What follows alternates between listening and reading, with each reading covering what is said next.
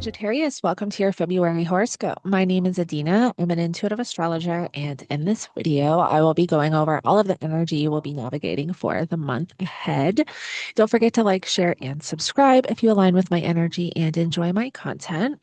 Let's get right into it. So, I do break these horoscopes down by week and I select a chart for each week to give you a little bit of a visual. Now, coming right into the month on the first, we have our full moon in Leo at 13 degrees. So, you have Leo in your ninth house of higher education, higher knowledge, long distance travel, philosophy, belief systems, religion. And we are going to have the nodes enter Leo and Aquarius in July. However, this is the month where we get kind of a sneak peek into what those nodes are going to bring and the massive changes that are going to take place in those areas of life. So we want to pay attention the entire month of February to what is significant in our lives, what's really showing up, because that's going to give us an idea of what the next 2 years are going to look like and what those changes can be. On the third, we've got Uranus stationing direct. So you've had Uranus, navigating your sixth house for 8 years. Your sixth house is work, health, and daily routine. And so usually we don't always feel the Uranus stations necessarily individually, but this can be a day where there's like an event out in the collective somewhere. I do think the month of February, we're going to see possibly some power outages, a lot of weird weather events, storms. I do think that's going to be a thing this month. Now, where this can kind of affect you is because for you, Sagittarius, you've got Aquarius in the third house, and you've got all this energy in the third house, and Uranus is the modern ruler of Aquarius, co-side Saturn. And so the third house ruling like vehicles, but your mindset, the way you think, the way you write, the way you speak, you may find that Uranus transits can affect your nervous system or bring on anxiety. And so that is a thing to be aware of. On the 5th, we'll have Mercury square Uranus. So that really is a day to kind of that you may be dealing with a bit of anxiety or yeah, it's just maybe even having an interesting conversation, or again, your nervous system, or even maybe having like some receiving some information of some kind that's kind of sudden and disruptive. On the 6th, Mercury is going to enter Pisces, which is in your fourth house of home, family, property, and real estate. And so as we move through the month of February, all the energy is going to move from your third house into your fourth house. So then those themes and topics kind of become more prominent. You've also had the North Node in your fourth house for the last year. So there's been quite a lot of changes around home and family and property and real estate. And as we have kind of the energy shift in to Pisces into that fourth house and activate the North Node, whatever changes you've been navigating in this area of life the last year can be activated, and there could be something else coming in around those changes. On the 8th, we have Venus squaring Uranus. And so again, this could have to do with it's just something very sudden coming in, possibly around just like information or some news, some conversation that you're having with someone. Also, Venus is the ruler of your sixth house, and the sixth house rules work, health, and daily routine, and so your health. And so this is something where, and I'm sure this won't be for all of you, but for some of you, this may have to do with your health or nutrition habits, maybe something coming up that you're having to address, or even pets. Something could be coming up unexpected around pets. And now we get into the second week of February, and on the 10th, we've got Venus entering Pisces. I love when Venus transits the fourth house. I always find when Venus is transiting my fourth house, I redecorate or do something different with my home. It's just a thing. I don't know why. But it can be your thing now this month, especially with the North Node, especially like there's been so much going on in that area of your life. But this is a time where maybe there's a little bit more focus on home, a little bit more focus on family. Maybe you're wanting to redecorate or do something different within the home. On the 11th, Mercury is going to enter shadow. And so this is where Mercury reaches the degree point Mercury is going to retrograde back to. So after the 11th, you really want to pay attention, especially because we're going to have that Mercury retrograde in the fourth house. And also, too, if you haven't, go take a look at the 2026 horoscopes I just posted for your sign, because I do get into all of the eclipses, all the Mercury retrogrades, and then all the major transits for the year for your rising sign. And that'll give you kind of a good idea of the major energies going on for the year.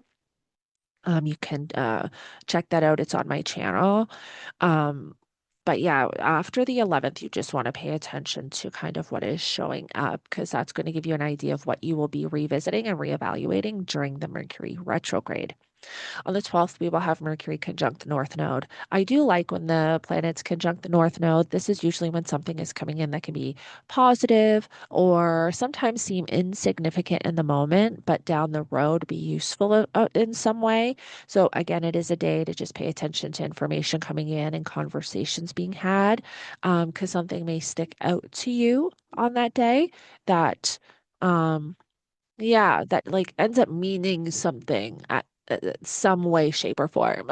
And then on the 13th, we've got Saturn entering Aries. And so check that forecast out. I also have a video on my channel about the Saturn, Neptune, and Aries energy and how it affects all rising signs. This is happening in your fifth house of children, creativity, passions, romance, hobbies, interests. So we're all going through this kind of reset and rebirth in our own way. For you, this has to do with children. This has to do with your creative pursuits, how you approach romance. That's all going to be changing. Whether Saturn makes you more responsible, which Saturn in the fifth house can totally bring children. Like you can get pregnant, and I'm sure for some of you, you will definitely have children over the next 2 years. Sometimes it can bring more responsibility uh, around children that you already have. Um, Saturn can also bring like delays and challenge and hardship. And if there's anything that you're trying to get going with a creative project or just kind of trying to get going, Saturn can just bring some just unexpected delays around it. So it is something to watch for. Saturn also rules your second house of money and finances, and Saturn is at fall in Aries, meaning that Saturn doesn't necessarily work the greatest in Aries. And so that can also cause some challenge and delays when it has to do with your money and your finances, that just to be mindful of. On the 16th, we've got the Sun square to Uranus and Mercury trine Jupiter. So when we have a Sun square Uranus, we can experience anxiety. On the 17th, we've got the solar eclipse in Aquarius at 28 degrees, um, which is in your third house. And again, we want to pay attention to kind of what is going on this month, because we'll get an idea of what those changes are going to look like in this area of life. The third house rules your community, your neighbors, neighborhood, local travel, vehicles.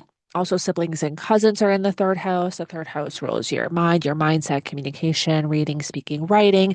And so all of those themes and topics are up for change over the next 2 years.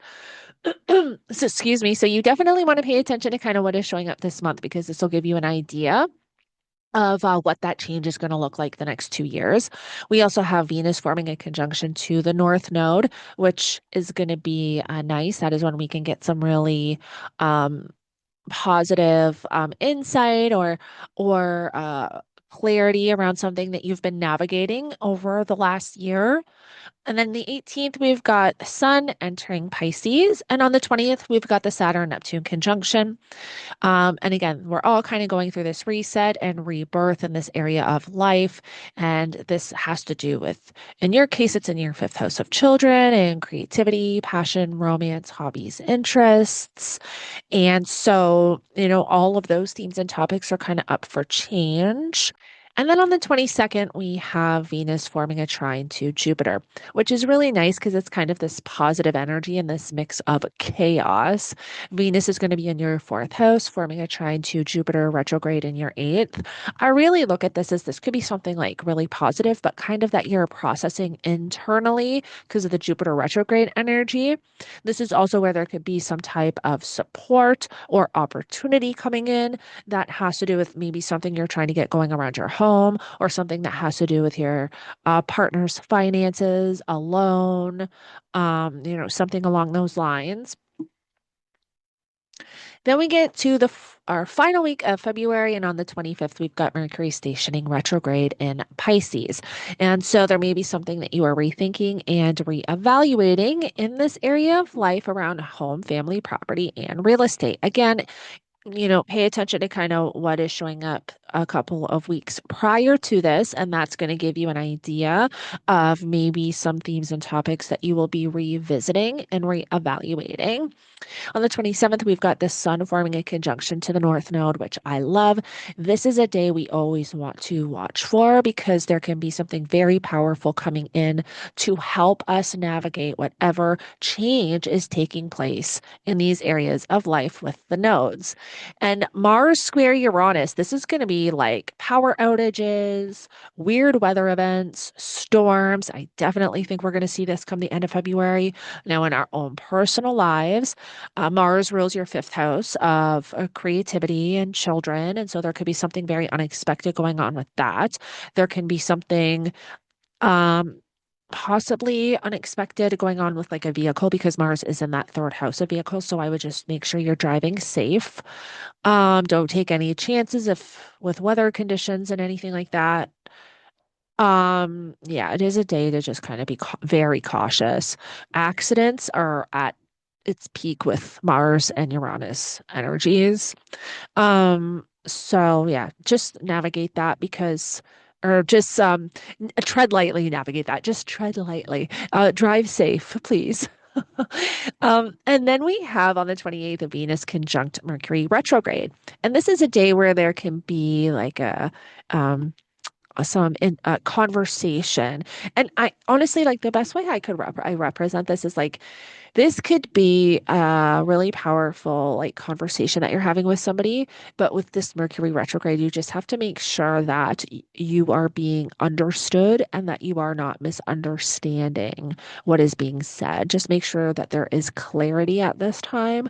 But this is really nice for whatever it is that you've got going on in the home, and you may receive some information around something that you're navigating around home and family, or you may have a really nice conversation with a family member that like let's say you've kind of been navigating something with family members or there's been a lot that you've been addressing, and this is where there can be like some understanding or clarity around that. And then we also have on the 28th Mars activating the eclipse point. And so when we have that eclipse at 28 degrees of Aquarius, Mars is then going to come in and activate that eclipse point. So if there was anything that was going on at the time of the eclipse, there might be something else coming in again that you're having to address around those themes and topics. It's like more to the story. Now, collectively, I think this is where we're going to have, again, power outages and riots, like kind of like we're already seeing in Minnesota. We're like, more stuff like that, but also stuff with like the weather and power outages and things. So we do just have to watch for that as well. All right, Sagittarius. Well, I hope this helps you navigate the energy for the month ahead and gives you a bit of an idea of what we're in for. Whole year is massive change, and it all starts with this month.